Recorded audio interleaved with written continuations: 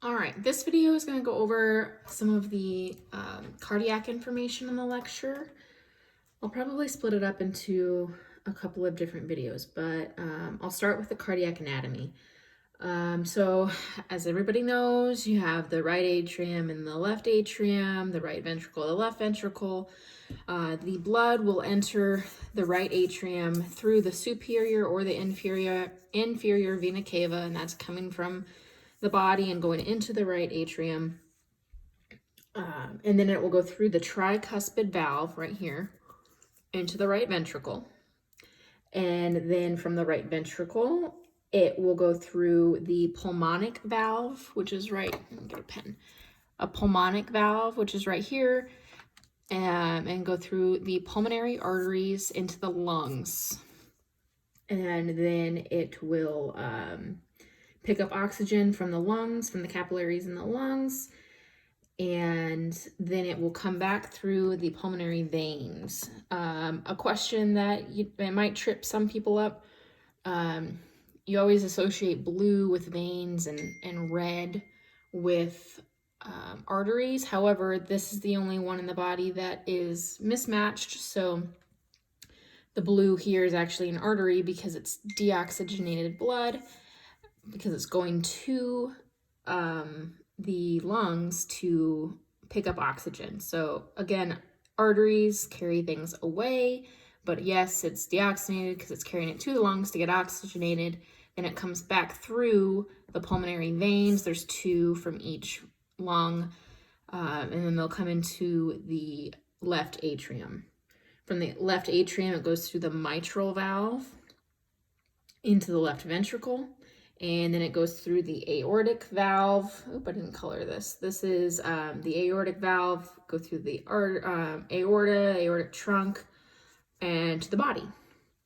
The left ventricle is larger than the right ventricle, even though I didn't draw it appropriately, because I'm just not an artist. But the left ventricle is bigger than the right ventricle, because the left ventricle is the one that pumps blood to the whole body. The right ventricle just pumps blood to the lungs, so it doesn't need to be as big. The pressure on the left side of the heart is greater than the right side of the heart, and again, that is because the left side of the heart is responsible for pumping blood all the way to the tips of your toes. So the pressure's got to be pretty high in order for it to get all the way down to your feet and to your head, as opposed to the right ventricle that just has to make it to the lungs, which are sitting right there. The heart has three layers: the endocardium, endo inside.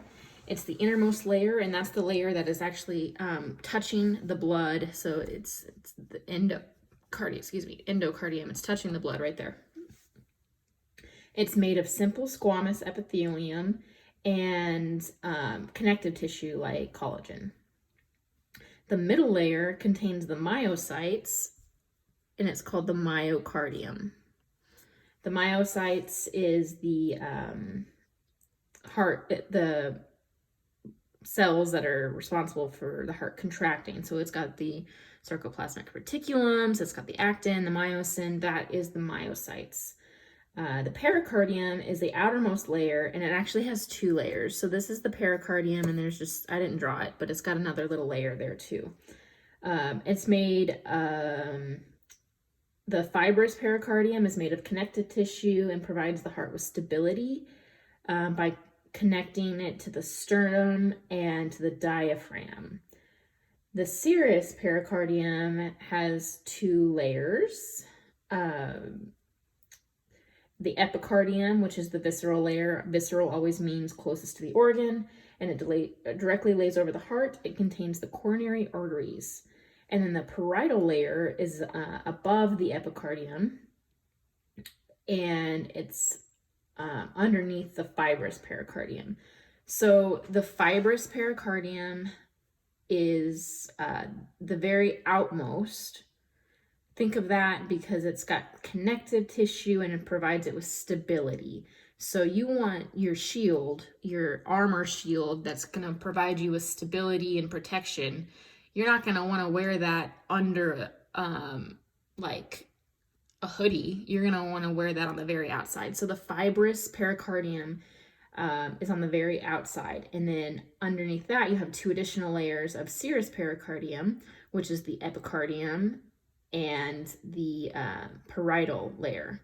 And you can always differentiate those because visceral and parietal. Visceral is always on the organ side, and parietal is always farther away than the organ. So it'll go endocardium, myocardium, and then it'll go epicardium, and then parietal layer and fibrous pericardium. So that will be the order of events of the structure of the heart. I don't think he's going to really ask a bunch of questions over that, but that's just like for your knowledge kind of things. I don't see him, there's not a whole lot you could ask about that, except just knowing where it is. All right. Fetal circulation.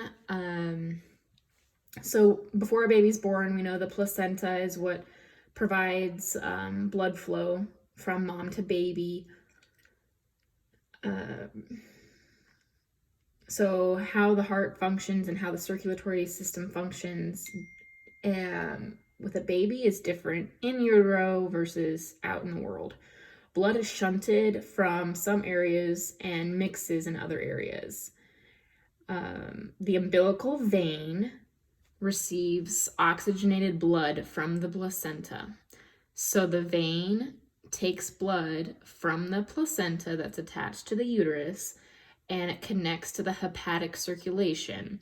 But it's also connected to the inferior vena cava by the ductus venosus.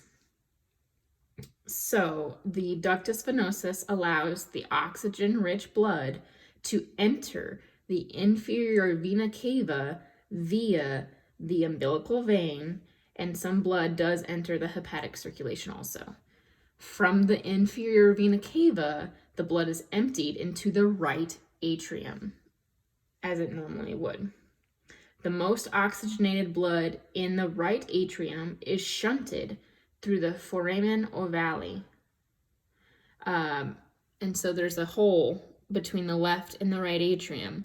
So oxygenated blood's going to come in the baby again from the inferior vena cava, and it's going to go into the right atrium as it normally would, but then it gets shunted into the left atrium, and then it goes into the left ventricle, and then it's pumped out to the body. So basically what it's doing in utero is skipping the right ventricle and the lungs, because we're not breathing oxygen. So why would blood need to go try to get oxygen from the lungs? Because we are not breathing oxygen. You're getting oxygen from your mom in the womb. So you're going to skip this step. So it's getting shunted from the right atrium to the left atrium, and then continue on. The deoxygenated blood also enters the right atrium, just as oxygenated blood does. There are 2 streams that help separate the blood. So 60% of the right atrium, 60% of the blood in the right atrium that's coming from the inferior vena cava is oxygenated because that comes from mom. 40% is mixed blood. So that's, again, you can get blood still coming from the inferior and superior vena cava from the body that is deoxygenated. So that's still going to follow normal physiology and anatomy. So about 40% of that is going to be deoxygenated and will move from the right atrium to the right ventricle into the pulmonary artery. The pulmonary artery will pass it through the patent ductus arteriosus. And so that's a connection between the pulmonary artery and the aorta. So it would, the deoxygenated blood would come into the right atrium, go into the right ventricle, and then go into the pulmonary artery.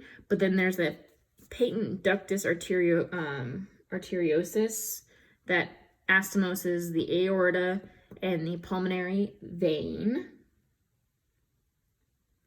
Oh no, I'm sorry, the pulmonary artery. Yes, this is the pulmonary artery. So sorry about that. So it comes in from the right ventricle into the pulmonary artery. It will anastomose with the aorta, and so it gets shunted into the aorta. The aorta will connect to the umbilical artery, where the blood will go back to the placenta, exchange gas, and get rid of waste products. So the aorta not only goes out to the body, but it's going to go out through the umbilical artery and go pick up oxygen from mom. So the placenta is acting as the lungs. Keep that in mind. The right side of the heart has a higher pressure before birth. And that would be because all of your oxygenated blood is coming from mom into the right atrium, and so is the deoxygenated blood. We're not really using our lungs really. I mean, we're not using our lungs for oxygen. So the right side of the heart has a higher pressure prior to birth. After birth, the changes with the neonate's first breath. So as soon as that baby breathes oxygen, those lungs are used. And then the left side of the heart becomes the one with higher pressure, as does an adult. So the thing that changes it is that baby taking its first breath. I could see him probably asking about the pressures in the hearts on a neonate, and you would have to know that it's opposite in a unborn baby. So the right side of the heart has a higher pressure than the left side, but that changes as soon as baby takes its first breath. All right, now I'm gonna go through the cardiac action potentials. Do I have that on here? I do. Okay, so we already discussed action potentials in module 1. And so we know that there's a threshold potential, there's a resting membrane potential, depolarization, and repolarization. Electrical impulses are generated from the SA node. The SA node is right here. And it impulses 60 to 100 action potentials per minute. And that just means 60 to 100 beats per minute. And the SA node transmits signals through these internodal pathways. You don't have to know that. It's just, if you have to know, if your mind works the way mine does, I have to know why it works and why it does this and that.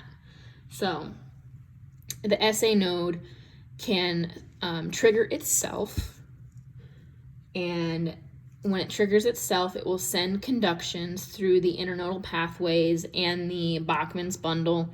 The Bachmann's bundle is just the SA node transferring some signals directly to the left atrium from the right atrium.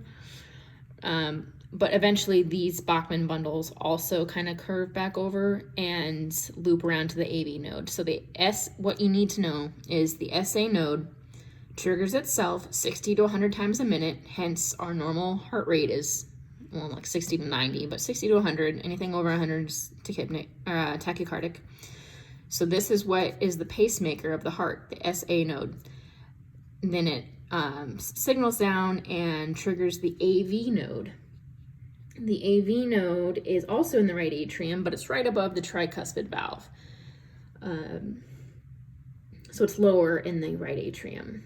This can generate 40 to 60 action potentials per minute, which again is 40 to 60 beats per minute.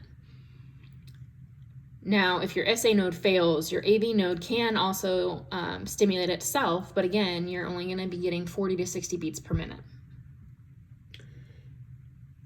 The AV node will then pass down its signals through right behind here and this right here. You can't really see it, but it is the bundle of His, or the AV bundle. It's the same thing.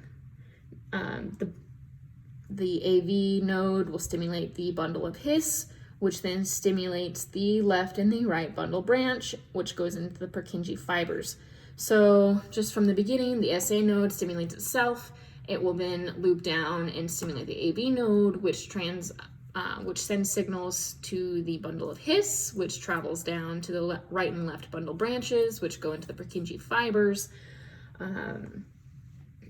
Each time you cut something off of this pathway, though, you get less and less stimulation.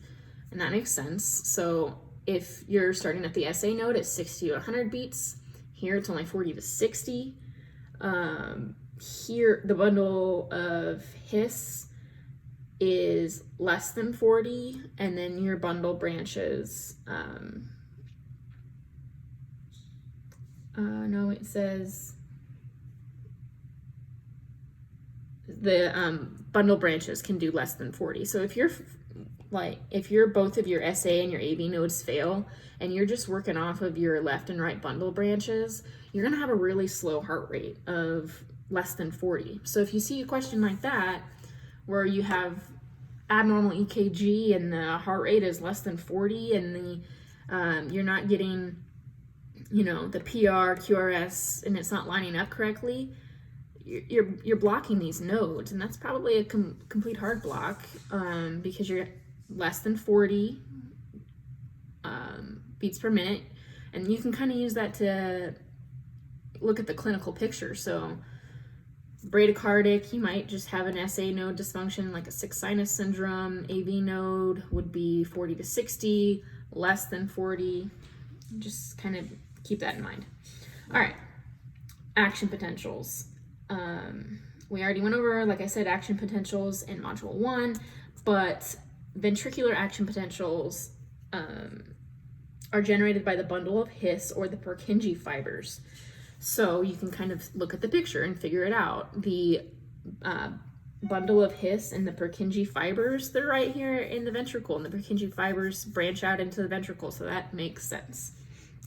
There's 4 phases to the ventricular action potential. Flip this over. So in order to understand this, you have to understand the difference between the contraction cells and the nodal cells in the heart. He doesn't really go over this, but I think it's worth mentioning, because if you understand the difference between nodal cells and contraction cells and how impulses travel between them, it connects a lot of dots and it'll make a lot of sense. So nodal cells are the cells of the SA node, the AV node, the things that can trigger itself. And the contraction cells, or the myocytes, they need something to trigger it. So again, nodal cells are your SA node, your AV node, your AV bundle, your bundle branch, and your Purkinje fibers. Those are all nodal cells. The contractile cells are your actin, myosin, troponin, tryptomyosin, and the sarcoplasmic reticulum. Those need stimulus to function. Nodal cells do not need stimulus to function. That I'm sure that'll probably be a test question. So phase 0. How does that happen? All right, so I wrote something before phase 0 even, because I like to know how things even begin. So these cells are all intertwined with what's called gap junctions. And gap junctions are like little tunnels between the cells that can pass on cations. So, for example, a nodal cell, here, I'll draw it down here. So say this is a nodal cell. This can stimulate itself. Oh, great, my pen stops working. This is a nodal cell. I'm going to do NC for nodal cell and say this is a contractile cell. And this is your gap junction. So nodal cells can stimulate themselves. They massive influx of calcium and sodium, and lots of positive charges will come in, and that triggers its own action potential, because they have their own sodium gates that just open, and then once it reaches a certain threshold, which I'm not going to give you the numbers of those because we don't need to know that, but just know that they control their own voltage gated sodium and calcium gates, and once they hit their threshold potential, they get a lot of positive charges inside their cell, and they create their own action potential, and then they pass along their cations to a contractile cell. And that is what takes the contractile cells from the resting membrane potential to the threshold potential. And resting membrane potential is like negative 85 millivolts. And then threshold is about negative 70 millivolts for the cardiac cells.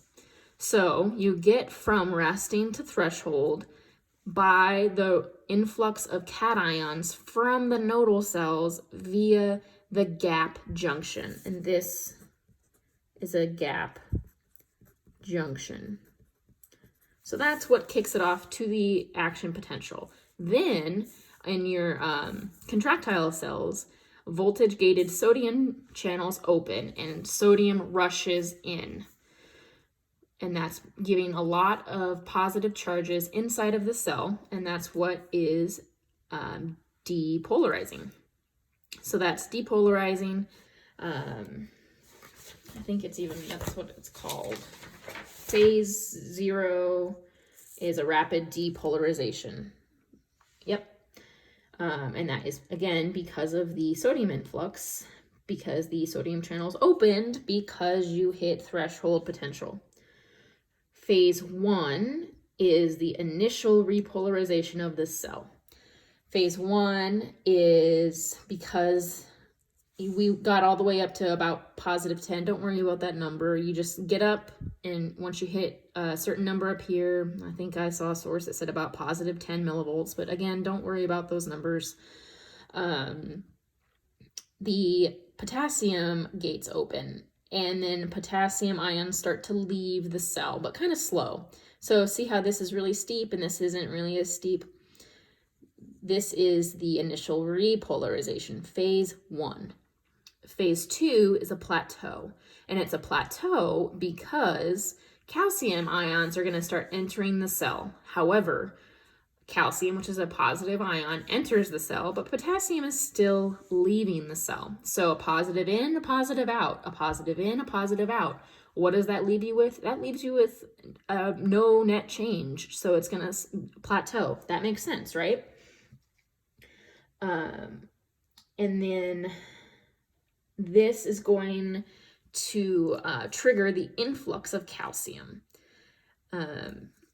So calcium is going to get influxed, and that triggers the release of calcium from the sarcoplasmic reticulum. I'm going to get off of this for a second and go over to the sarcoplasmic reticulum.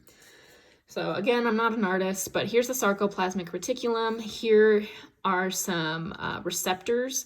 And once a bunch, say this is all inside a contractile cell. So calcium is influxing, calcium. Calcium's coming in. Potassium's leaving. Calcium comes in and it triggers these receptors on the sarcoplasmic reticulum. When it gets triggered by calcium, the sarcoplasmic reticulum will leak out a bunch of calcium. There is a lot of calcium that lives inside the sarcoplasmic reticulum. And once there's calcium noded out here, it triggers this to open, and calcium will seep out of the sarcoplasmic reticulum. And this is how the myocardial contraction happens, because these calcium ions will then go down and activate the troponin and stimulate an action potential with the actin and myosin, and it triggers contraction in a muscle cell. I don't think you really need to know that because he doesn't go deep into it, but just know that the influx of calcium into the cell will trigger the sarcoplasmic reticulum to let go of its intracellular, I guess you could say, the sarcoplasmic reticulum calcium. So this houses a bunch of calcium. It's going to let it go, and calcium will then work its way on the muscles and cause contraction. Phase 3 is a rapid repolarization, and that is due to potassium is now rapidly leaving the cell. So before it was slowly leaving the cell, but now it's rushing out of the cell. the voltage-gated potassium channels open and the voltage-gated calcium channels close. And see how here it stayed level because a potassium was leaving, but a calcium was coming in. Well, now the calcium's not coming in anymore. It's just potassium leaving.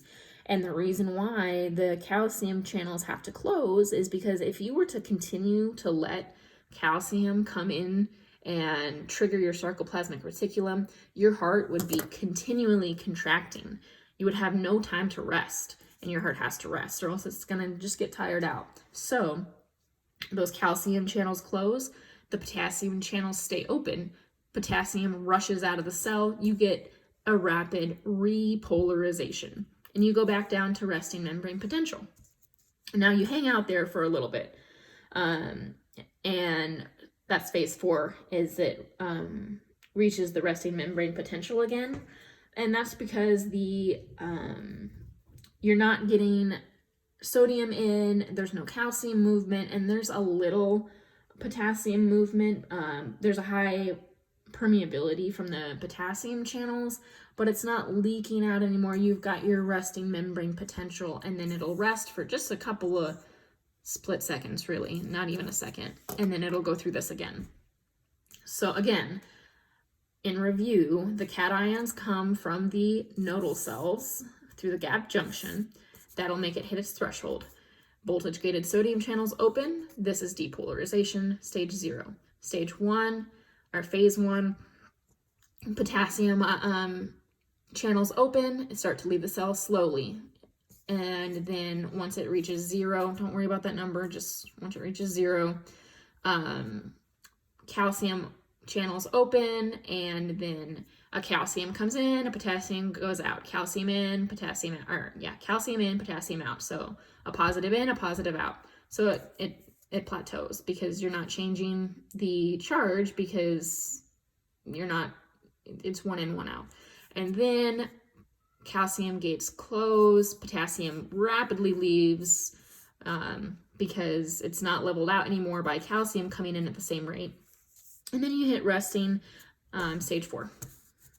So that is the action potential. Now, like I said, the SA and the AV nodes, which are nodal cells, they generate its action potential differently than the bundle of His and the Purkinje fibers. The action potentials do not undergo phase 1 or 2. They only have 3 phases. So the SA and the AV nodes, they generate action potentials differently. They do not have phase 1 or 2. So what happens is phase 0 is the depolarization, and that is because calcium channels open and calcium rushes in. The voltage-gated sodium channels are inactivated because the resting membrane potential is less negative than the ventricular counterparts. So the resting membrane potential for the ventricular contraction, like the Purkinje fibers and the bundle of His, the things that contract the ventricles, the resting membrane potential is about -85. He doesn't give numbers over here, but I did find that the SA and AV node resting membrane potential is about -60. So it is less negative, obviously, than the ventricular counterparts.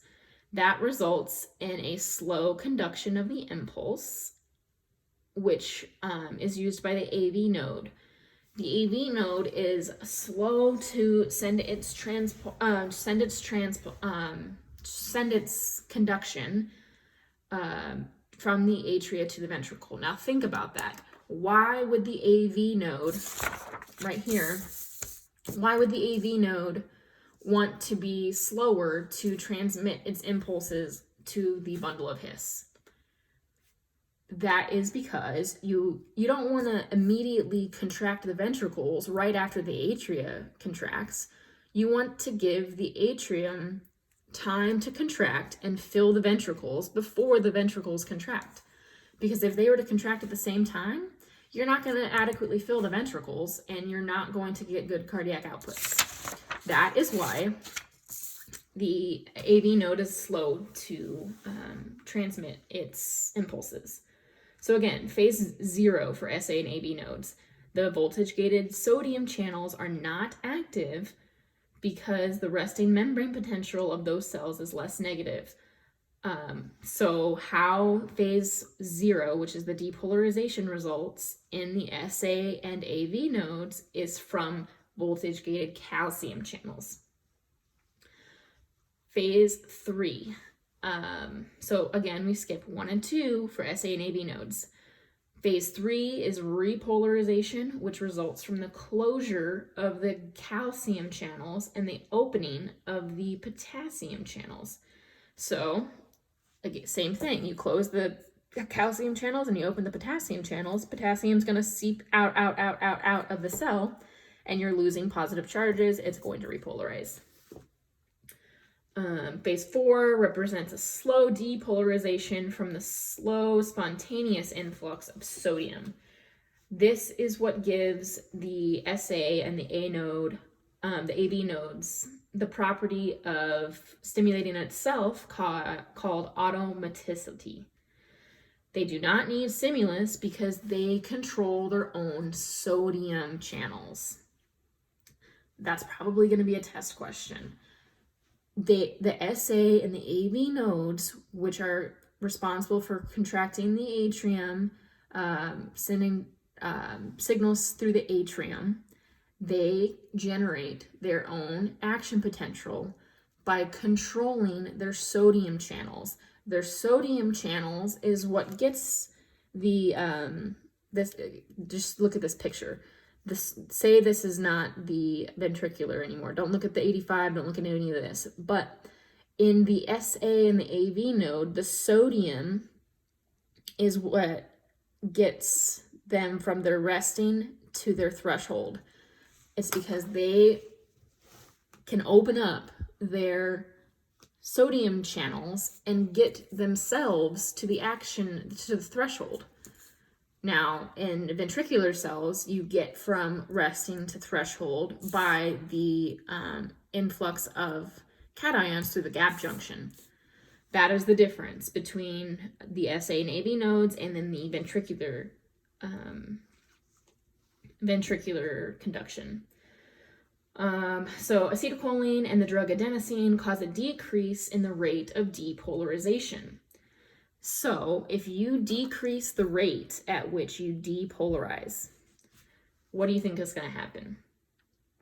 If you decrease the rate at which you depolarize a cell, you're going to decrease the heart rate because you cannot generate another action potential when an action potential is going right now. So this is the, when you are depolarizing, this is, remember back from module 1, this is the absolute refractory period. You absolutely cannot have another action potential if you're having an action potential right now. So if you decrease the rate of depolarization, so if you take this, see how steep this line is? If you make it a little bit less steep, you're lengthening the amount of time that the absolute refractory period is. So you're going to decrease the heart rate because you can't have another stimulus until you're done with one that you already have. So that is acetylcholine and adenosine. Catecholamines increase the rate of depolarization. So if you increase the rate of depolarization, you're going to go through this process a lot faster, which would increase your heart rate because that is the number of action potentials and number of times that those cells are getting stimulated. That is your heartbeats. That is the action potentials. So think about it like that. Think about the deep-rooted reasons. All right, I'll stop there.